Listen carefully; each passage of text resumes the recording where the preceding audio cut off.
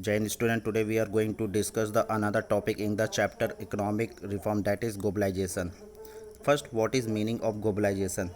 Globalization refers to the growing economic interdependence of a country worldwide through the cross-border transaction in goods and services, international capital flow, and also through the more rapid and widespread diffusion of technology. In short, we can say that globalization means the unifications or integrations of domestic economic with the rest of the world through the trade and capital technology flow. The process of the globalization is continuous process, and it began just after the end of the Second World War and with the establishment of the international institutions like IMF, World Bank, and the GATT. But it was after the formation of WTO. The components of globalization: reductions of trade barrier to the permit free from of goods and across the national frontier, free flow of capital among the national steps, that is no restriction on the foreign investment, free flow of technology, free movement of labor among the different countries of the world.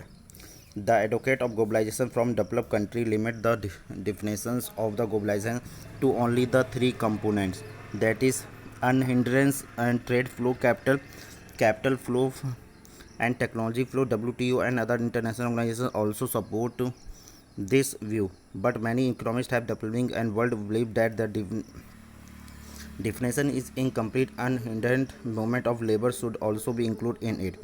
So, following policy have influenced the process of globalization of Indian economy. First, FDI means foreign direct investment was promoted by raising the equity limit on the contribution of foreign capital in business venture from 40% to 50%.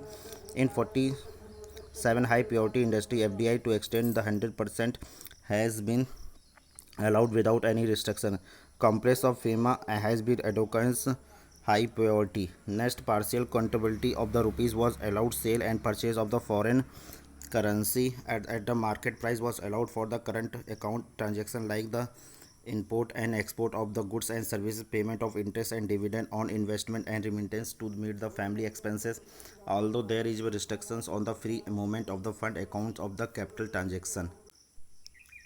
Next, tariff barrier on goods and trade between the other nation reduce the quantity of restriction on import were withdrawn in order to increase the competitiveness. Export from the few goods modes goods and trade without a restrictions. Next, outsourcing implies that hiring business service on a contract from outside world, especially with the growth of the information technology. Outsourcing has acquired the international dimension and it has intensified in recent time.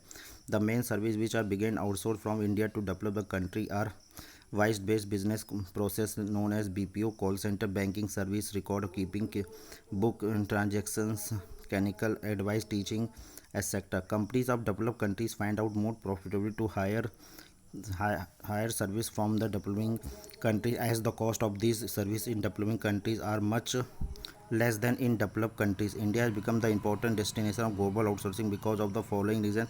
India has large pool of skill and young manpower availability of at a relative low wages rate, and growth of Indian IT industry which has been proved to be in competence in strength in the world.